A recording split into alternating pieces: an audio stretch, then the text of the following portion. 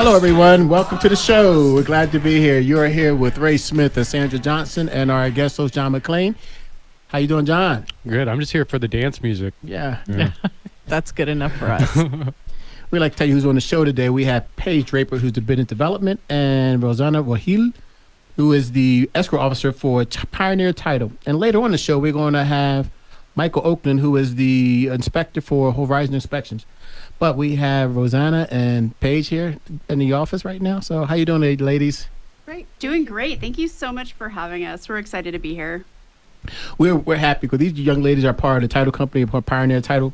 And we have some bunch of information we thought we'd like to get out to you guys about title and things like that. It's a tough subject. Yes. Really. I mean, even for real estate agents, I think title is like the big mystery out there.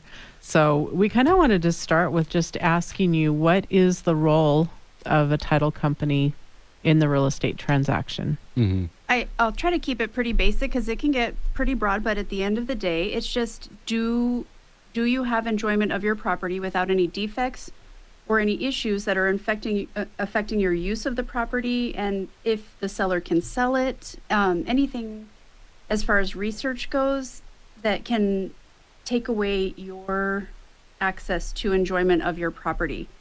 So that's the basis of title, and title's involvement is researching the property and or the owner of it to make sure that it can be transferred without any defects and things that have happened in the past to that property.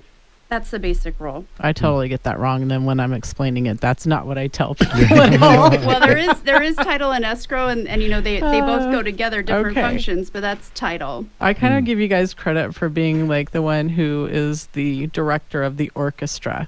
Because everything goes to you, whether it's the money, the research, everything goes to you, and you guys are kind of working in the background the whole time that transaction is going on.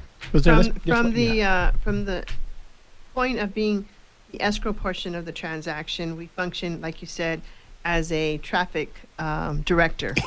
So we are the ones that are dealing with the realtors, the buyers and the sellers, because buyers and sellers don't deal with each other personally on a personal level.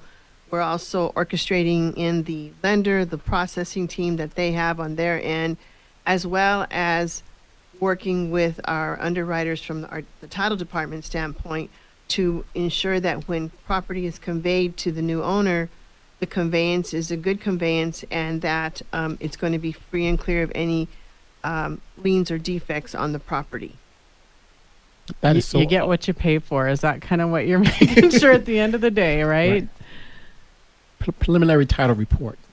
There are portions of it that I think that when people get their title report, they don't know what they're looking for. So when I talked to Rosanna before, we go by where I would say, hey, if a buyer is looking at a title report, what are the things they need to be concerned about? What are the most important things you want them to know about? So on our title report, what the buyer needs to be concerned with is they're going to look at the report and they're going to check to see if their names are listed the way they want to hold title.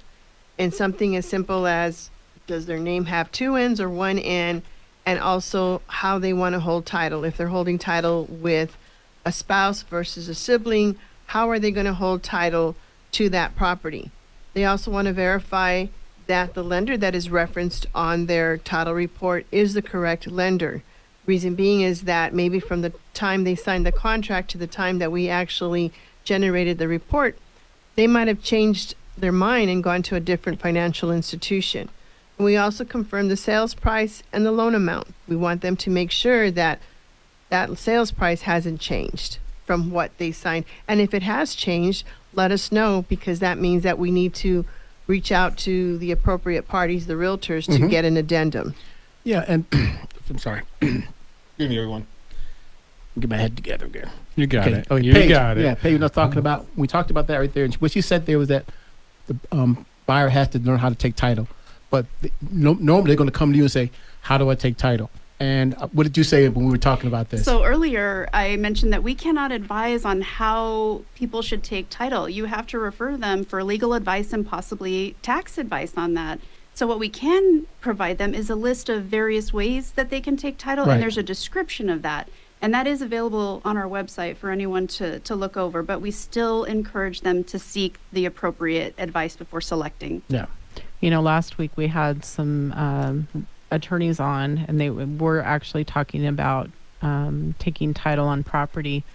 And one of the questions that I had was, when someone purchases that property as an individual, and then they, down the road, a month or two, they want to put that into a trust, do they need to reach out to you? They need to reach out to a real estate attorney. The reason being is the only time as an escrow agent that we are allowed to prepare deeds in and out of title is when it pertains to a real estate transaction that we're handling through escrow. Anytime after that, the customer needs to seek the advice of a real estate attorney. Reason being is we don't want them to start adding people's names onto title or taking names off, because we don't want to take names off because we don't want to negate the kind of policy that they have in place, whether it be their owner's policy or the lender's policy that was issued to their lender. When you start adding people onto title, you could run into various challenges because you can run into various challenges, and I'll just leave it like that because I could go on for an hour on that The title. from past experience. So we can say, what I tell my customers, we recommend that you seek the legal advice of a real estate attorney, and we also have some what we call document preparers. They're paralegals that we can share names of contacts with individuals and say, you can reach out and see if they can provide the service that you're looking to get. This is really the biggest purchase most people make in their lifetime.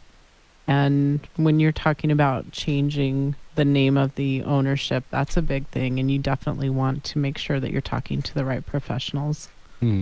Because when you take title to property, when an individual's name goes, anything good, bad, or indifferent that is attached to that person's name is going to attach to that property. So if you add a sibling on and the sibling doesn't tell you that they have a judgment or a tax lien against them, as soon as they take title with you on your property, that lien or judgment attaches to the property that you own, and now you're going to have a challenge when you try and sell it or refinance, because your sibling's lien or lien or judgment is now affecting the status of title on your property. Well, that's a sobering thought, isn't it? We always tell the kids to share, but be careful if it's property. Don't share too much. That's right. Wow. So when we come back from the break, let's talk about the types of things that might come up in that title search that you're doing, and kind of what might be a red flag or something somebody wants to just further investigate. And we also want to talk about the fact that what does a seller need to look at when they look at the title report. So I think we'll come back and talk on that, and then we'll go on to the second thing. So I think there's a seller out there saying, you forgot about me, what I'm supposed to do. So after the break, we'll talk about that. We are headed to the break. We are here with Paige Draper and with Rosanna. She was one of my best buddies. They're from Title Pioneer. Thanks for spending part of your afternoon with us. And you're listening to the I Am Real Estate Show on 1030 KVOI. We will be back in a minute. We are back to the I Am Real Estate Show here with Paige and Rosanna from Pioneer Title. And we're going to continue our conversation talking about the Pioneer Title Agency and the commitment, the title commitment. And I was talking about the seller. So what is the page that the seller might interest them to pay attention to when they get this document? Well, first and foremost, whether you're a buyer or seller, when you receive the commitment, whether it be by regular mail or by email, open it up, take a look at it. Because so many people are like, you're inundated with all this correspondence coming from different individuals for your transaction. And people are like, I don't know. So probably the biggest thing is open up that attachment and take a look at it. Before you go, when we were at the last one and I went with you, you have a document they have to sign saying that they read the title report. Correct. So make sure, guys, that you read it, because you're going to sign that you read it. They're going to sign that they read it, and there's a difference between, oh, I reviewed the first commitment versus I reviewed the amended commitment, because things happen through the course of your transaction before you actually close. So we always want to make sure at the closing table that they review the most current report that we've generated. Okay. So the most important part of the commitment is the requirement page that's referenced as Schedule B1. That's basically my laundry list of things that I have to address in order for the transaction to close. The requirement page is going to reference if there's any taxes that are due on the property, any homeowners association dues that are on the property. If there was an HOA out there and then it went defunct, the seller has to sign a document that says it's an inactive HOA.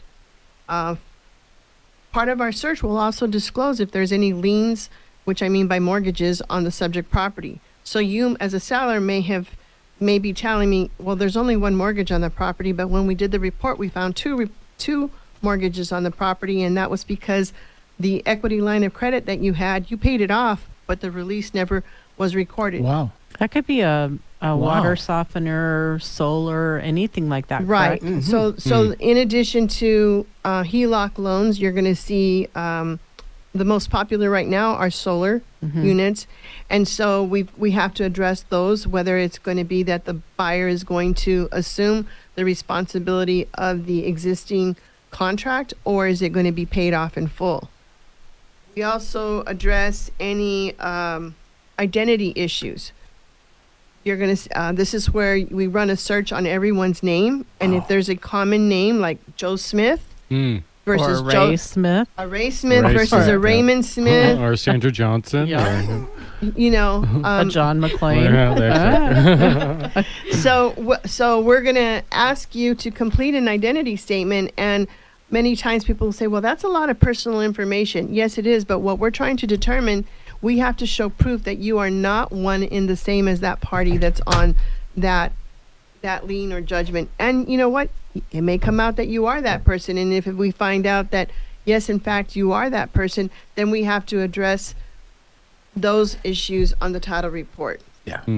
Man, we're looking at this report. It's like 4 pages of stuff, and Rosanna can run them down back and forth. It's really awesome. And the thing is that you have to pay attention to those things because you're going to be asked when you go sit on that table right across there. I seen it.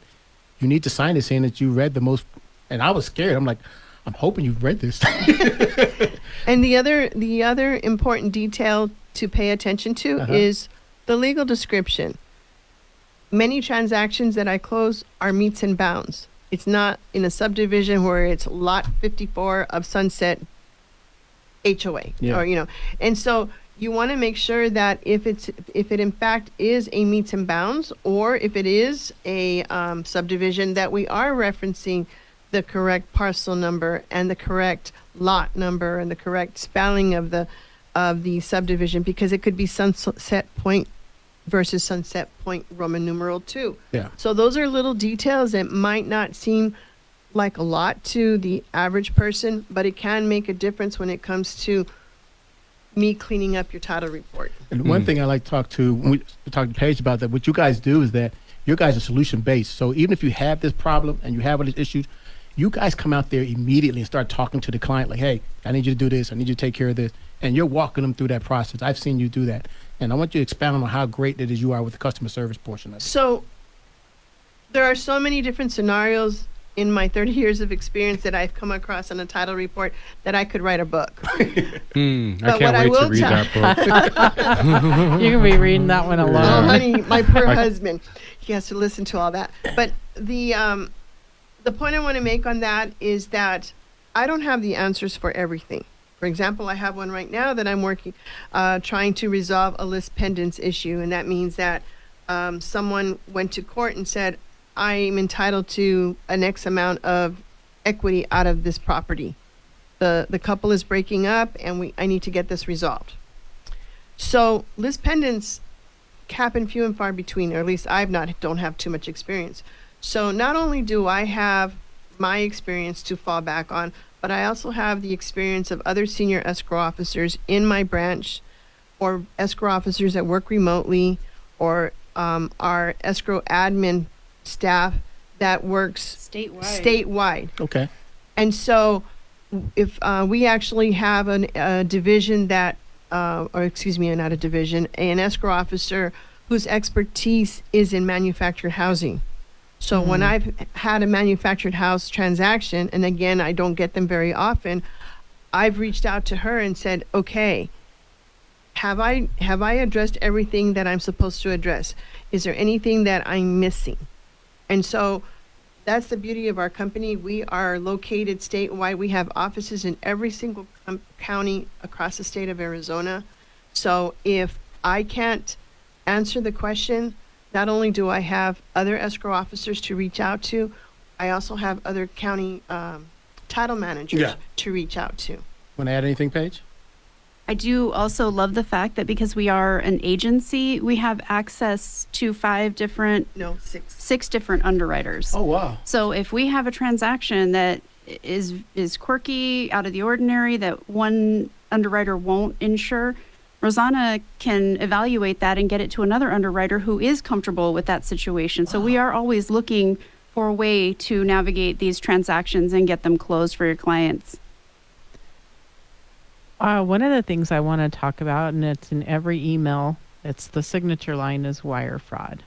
Do you want to speak a little bit to wire fraud? In the month of October, was it? We received an email at the beginning of November that said we had 52 attempts, just our company statewide, 52 attempts of wire fraud. Wow.